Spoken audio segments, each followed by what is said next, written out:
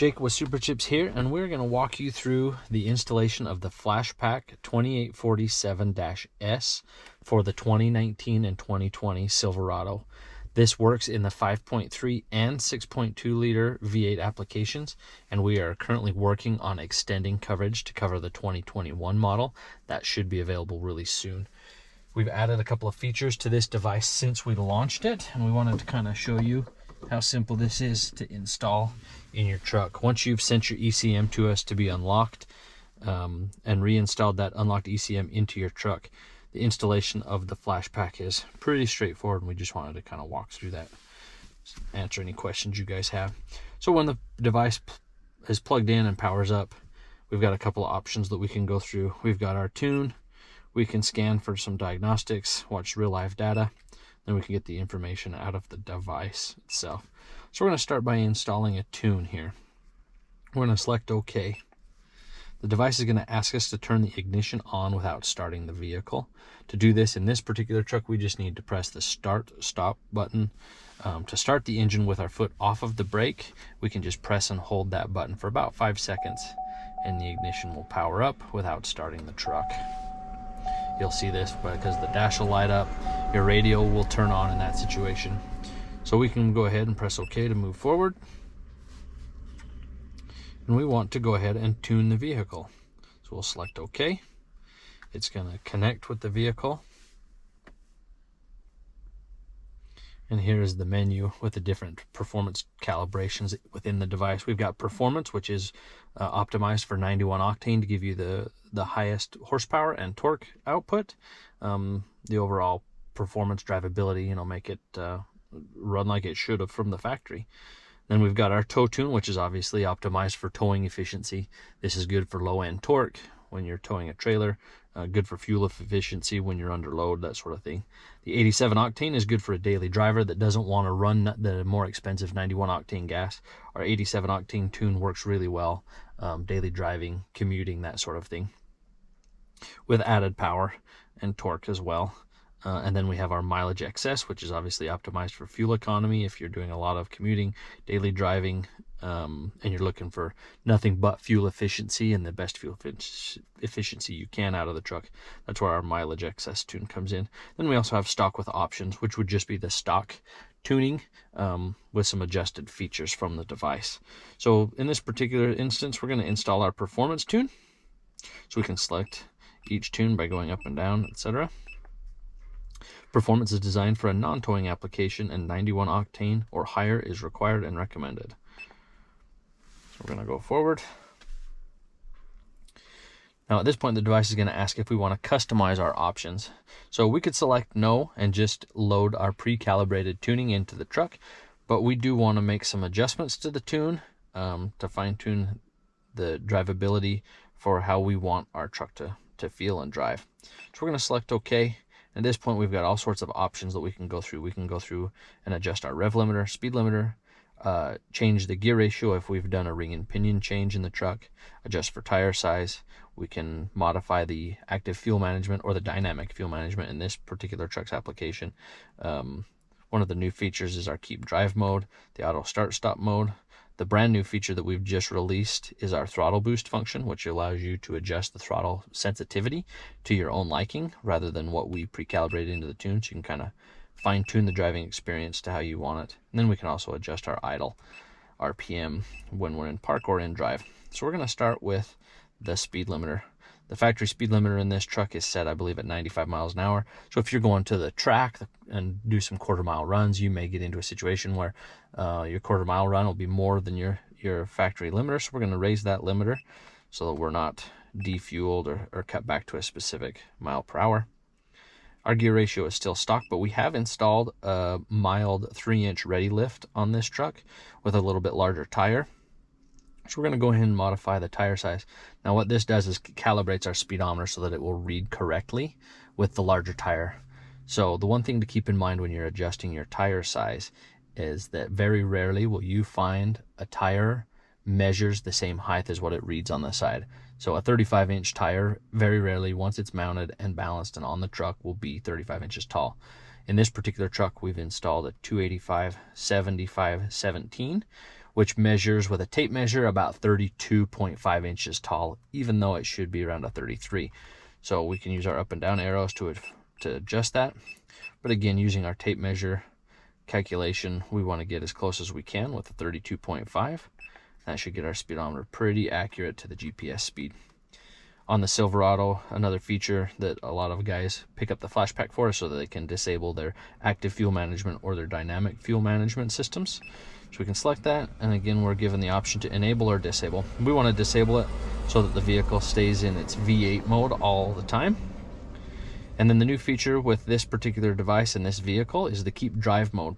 So if you have an 8-speed or a 10-speed truck, you have the factory knob over on the left hand of the dash that allows you to change your modes from normal, sport, and off-road. And a lot of that adjusts your throttle sensitivity and a few other things in the truck. We've found that a lot of owners like the way the truck drives in sport mode. It's more snappy, the throttle is more sensitive, more aggressive. So we've found that a lot of guys are just switching to sport mode every time they get in the truck and start it. The disadvantage to that is that GM reverts back to the normal mode every time you start the truck.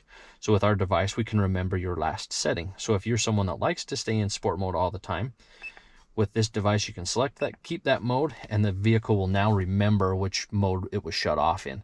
So if you turned the truck off driving in sport mode, the next time you start it, it will be in sport mode again. So you no longer have to mess with that knob on the dash. But the knob does still function like stock, so we can switch to normal mode at any time. We can switch to off-road mode at any time. It's just going to remember the last setting you were in when you shut it off. Same with the auto start stop function. It's going to remember your button setting. So the button on the dash, if you've disabled your auto start stop after you've started the truck and you don't want the engine to shut off when you're in traffic, every time you get in the truck and start it, you're going to have to press that button. With the Flashpaq 2847-S, it's going to remember that you pressed that button and have disabled that. Now this is the brand new feature we've just rolled out this past week. This is the Throttle Boost sensitivity feature. So while we've adjusted the throttle sensitivity in our calibrations, we know that every driver likes that throttle to feel a little bit different, and we've now added the ability to adjust those features yourself. So we can take the stock value that's in our calibrations, or we can adjust it all the way up to 50% over stock. Now this is nice for you guys that have a 6-speed transmission that don't have the factory modes where you can switch to sport mode. You can adjust this to as aggressive at 50% over stock and really have that aggressive feel like the higher end model trucks would. But for the guys with the 8-speed and 10-speed transmissions, obviously you can set this wherever it feels best for you. You're just going to have to go through some trial and error to kind of find the setting you prefer. Me personally, I found that anywhere between 20 and 25% for daily driving gives you a good responsive pedal without it being too aggressive. And anytime I want it to feel even more sporty, I can reach over and switch it to sport mode to get even more pedal feel out of it. So we're going to set this one at 20%. And then we can go through. We don't need to adjust our idle at the RPMs. So we're going to select continue to go ahead and flash this tune that we've just built into the truck. The device is now building that tune file we created with our customized options.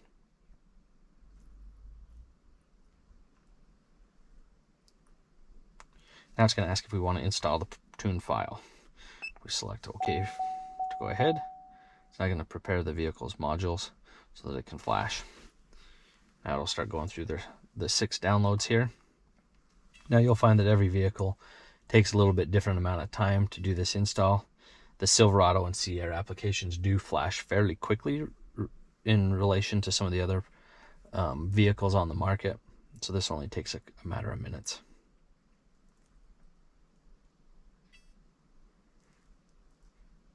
All right, we're already on the final 6th file of this download.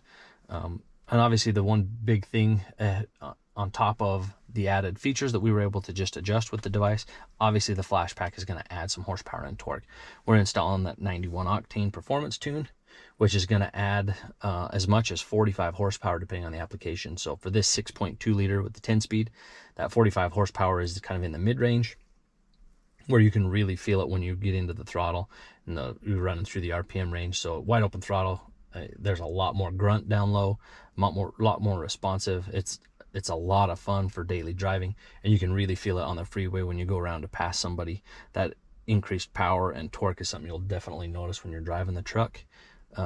We've also worked on the calibration to optimize fuel efficiency, so we've actually been able to improve a little bit on top of what GM had done from the factory, so that this truck really overall is a really nice driving experience. I mean, GM really did a good job with the truck as a whole. The interiors are nice, the trucks look good, but with the added Flashpaq tuning, I mean, it really brings it together as a whole package.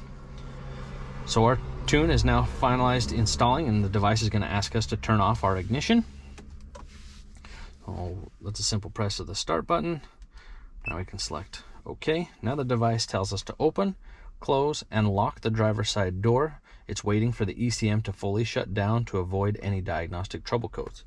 So we're going to go ahead and open our driver's side door. We're going to close that door, and then we're going to reach over and lock the door. And then we're going to wait for the device to give us the next command.